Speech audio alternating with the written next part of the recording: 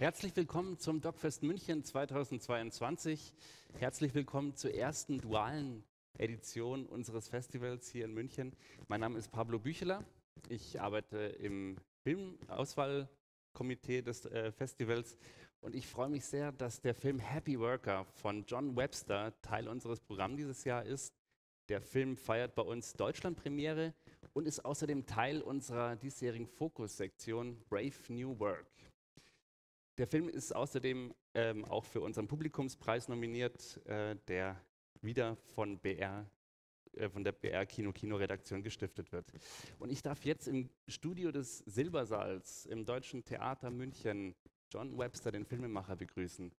Welcome, John Webster, and thank you very much for your film. Thank you, Pablo. It's great to be, well, I wish I was there, but it's great to have this opportunity to talk to you guys. Thank you so much for your enlightening film that kind of leads us directly into the dark heart of the turbo capitalism. But for those of us who haven't seen the movie already or your film already, could you give us a little introduction into what is your film about? Well, in a nutshell, it's about office work and what the hell went wrong. How did we get to this point where, for instance, educated, intelligent people can sit in a room and listening to somebody talking bullshit and nobody says a word? Where did that come from?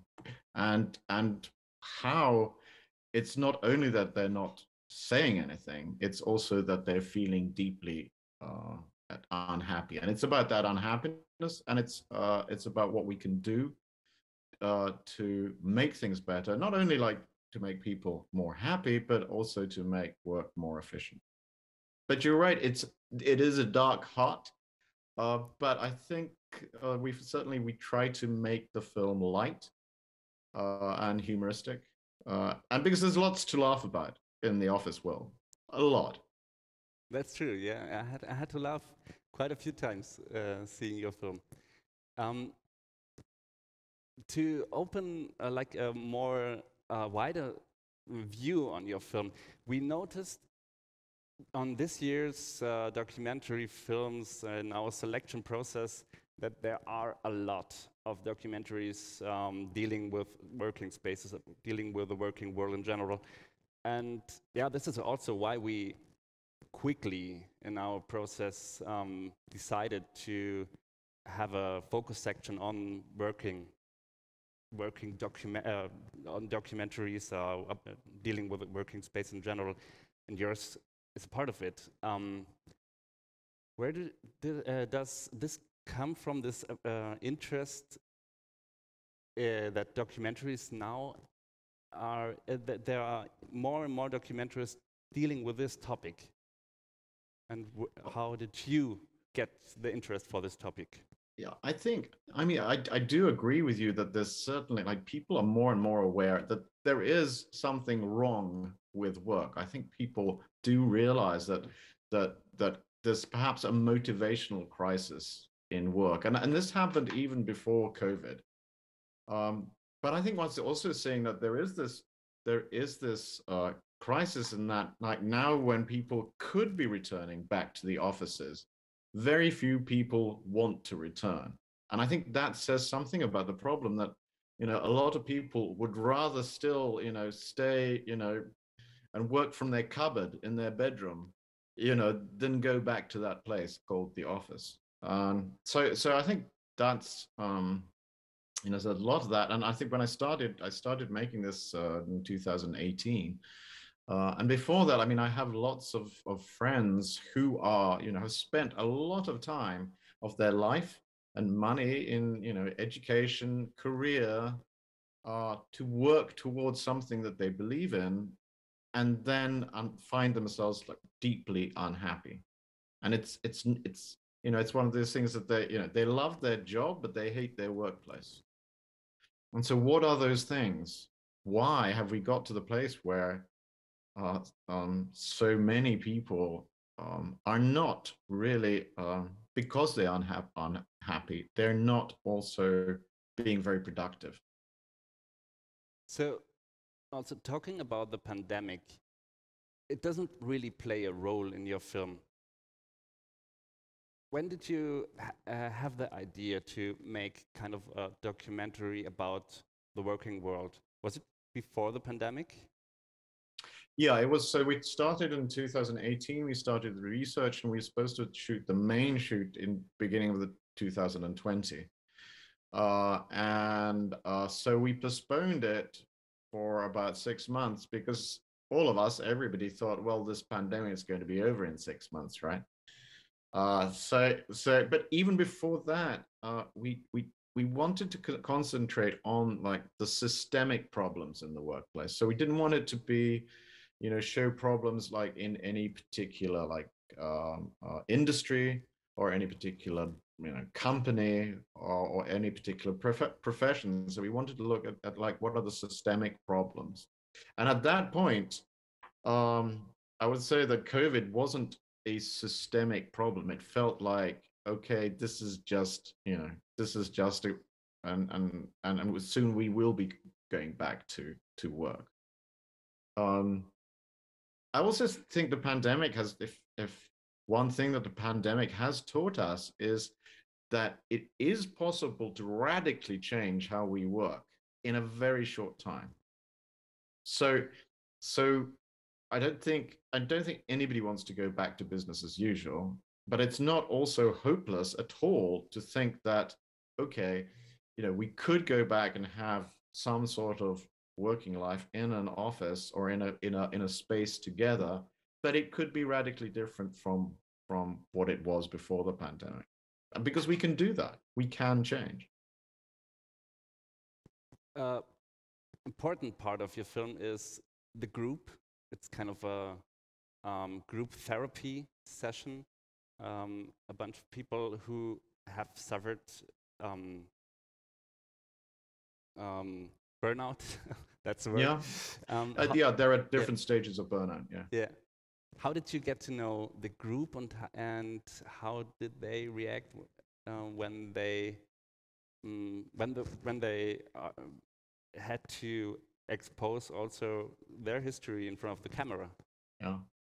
Well, when we're doing the research, like researching any film really, or any subject, one's always looking for, okay, where's the emotional core of the film? Where is, okay, here are here are the facts, here are the interesting things, here are, perhaps more of the academic things, but where's the emotion? And we went to, we like a key moment for us was we went to a burnout support group meeting here in Helsinki. Know about 5 people, all young, all healthy, but had been through really heavy burnout. And it was not just, the physicalness of it. I mean, it's very common for people who do have the physical reaction to, they're in their 30s, they woke up one morning, and they could not move. They actually could not move. But more than that, what we felt there is that what burnout does is it attacks your self-image. It's people think, why me? I was not strong enough. I was not good enough. I'm not the person I think I was. And that has like a huge impact on their life. And it's really difficult without support to recover from something so such an existential crisis that, I'm not who I thought for 30 years, I thought I was somebody else. And what's unfair about it is that it's not the individual's fault. Burnout is, it's a reaction to something that is unhealthy in the workplace. If it's as if you were in a factory, and people started coughing and they had rashes, and people wouldn't say, well, yeah, you're just not strong enough. People, the factory management would say, okay, what's wrong with our workplace? There's something here that is causing people to to be unwell. But in the office world, that's not, it's not that. And burnout is a reaction to stress. And burnout really, and it should be seen as, it's not an individual problem. There's something going on there that's unhealthy. So that was, so I didn't answer your question. I gave you a lot of back story on this. But so we felt that should be at the heart of the film. So we gathered this group that became then actually, and still to this day, 2 years later, 3 years later, they're still together and still like discussing and still sharing. So we gathered a group we shot the film, or that part of the film, in Amsterdam, because there's a lot of people working now from different nationalities. And then we had a Finnish person and then somebody from South Korea. Again, because, we wanted to show that it's not one country. We wanted to get at the things that everybody shared together. We did try very hard to get somebody from Germany. But to answer your question about how did they feel, I think in particular in Germany, there's a really strong stigma for burnout. It is really, if I've understood, that's, people do feel a lot of shame. People feel everywhere they feel shame about it, but I've understood that there it's, particularly a problem. What I love about your film is that there's one part of the film that's really with the heartbreaking stories of the people of the group, where you really can connect with the stories and reflect on your own life. But it's not all. It has also very light and very funny parts in it. And what I love most, I think, is the pictures or the scenes where you place the little children in the office boxes, and you see in the expressions of their faces something that you know from adult faces. How this is for me was so genius to see. It's only needed adult suits and office surrounding, and then you absolutely see the expressions of the children in a different way. What did you want to create with this scenery? Well, also, we're always thinking about, the office world. It's and lots of people say it in the film, and they've said outside the film too. It's the theater. It's a play. There's this constant facade of like everything's okay, and so we thought about like, how are we going to get behind that? How are we going to get behind this theater? How do we shoot an office where we can show people feeling how they're feeling? Well, of course, during the pandemic, it was not possible because nobody was in the office. But the group workshop was one thing. So there we also shot the workshop in an office setting. But the kids, or the idea too, is that, okay, that with kids and very small kids, you could see the humanity behind it. Also, too, which is one of the things the film does talk about, is education. A lot of people that we've met and talked with, that their choice of career was really predetermined for them. Our person from South Korea, Hazel, already at 4 or 5, her career was predetermined.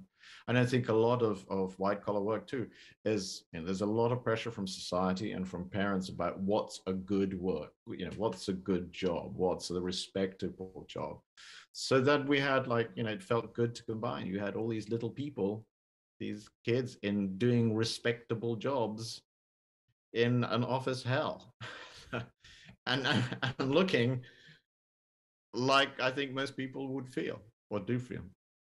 Yeah, it worked for me absolutely. I could so much connect with the expressions of the kids. Yeah, fantastic. And another scene or another topic you cover that I loved is that little manual of sabotage. I think that's the name.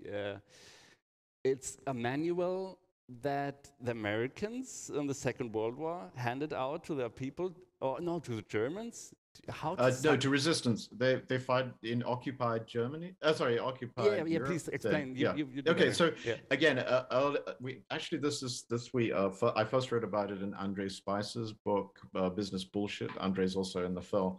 So in 1944, the Americans, well, OSS, it's now the CIA, but they distributed this little handbook about sabotage, about also blowing up things and railways and logistics and communication. But there's a whole section on work.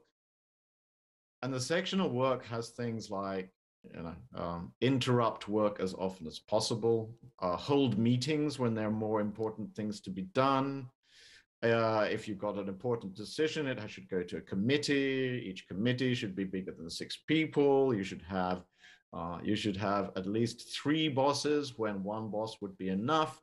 Increased paperwork. So basically, those sabotage that we knew about as being effective way of making work less effective and unhappy is a normal day at the office. Yeah. And the question is, how, like with all the knowledge we have, how can we still be doing this? And so that's the start of the film. And then we take the sabotage manual. We kind of like add things that the filmmakers feel that we've added over the years, and that are the systemic problems that could just as well be in that sabotage manual. But it's crazy when we came off it, when I like first read about it, and then you can download it on the net. It's called the Simple Field Sabotage Guide. Yeah, that's Simple really Sabotage Guide. Yeah, it's and yeah, there's some more things too there on office work, but those were like certainly things that felt. Yeah, you throw out many questions, and you make the audience, or you made me really reflect things that happen in our day-to-day work world. How did you feel doing this film, making this film? Did you reflect on your own life as well, like using the language of your film? Are you a happy worker? Are you a happy? I'm a happy worker. Well, we were really lucky because we have really fantastic experts in this film. David Graeber, who's or was an anthropologist, a great thinker, and then we also have Christina Maslach, who's a psychologist and pioneer really on burnout, and she's probably the one who invented the word burnout in this for this application. Andre Spicer, and then Jim Harter from Gallup. But she talks about, and it's come sort of late in the film, more in a solution kind of thing, is she talks about, and again, scientifically studied for years and years and years, things that are important to us as humans in the workplace. And they're all rather individual, and for some people, there's 6 of them, and for some, it could be one of these that's really important, and for the others it's some other. So like that has helped me too, and reflect about like, okay, what do I need from work? What are the situations that like cause me really like to get really stressed? And that's helped me to like reflect on like, okay, I'm feeling stressed now. Like, what is it? If I think of those things, what is it? And yeah, so it's really, I think those are really useful because it concentrates on the individual and individual needs. And after your reflection with this film, what comes next for you? What next film project? What next film? Yeah. I'm kind of a monofocused kind of middle-aged man, so it's like one thing, one at a time. It would be better if I'm playing with a couple of playing with a couple of ideas, but right now, like, we have the released, and the film is so new. We're only releasing it now in Finland in a small theatrical distribution. Very few people have seen it, so I'm really excited that it's in Munich.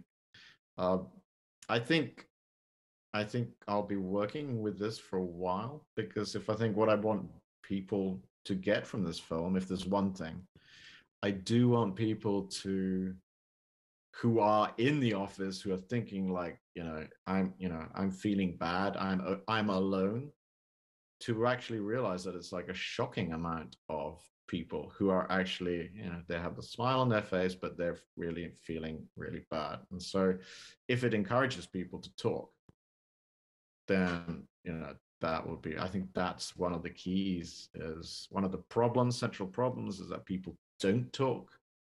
We have this theater, nobody believes it. And part of that is then leads to that people don't dare talk to each other. John Webster, director of Happy Worker, thank you so much for joining us here. Thank you so much for your contribution to our focus section, Brave New Work.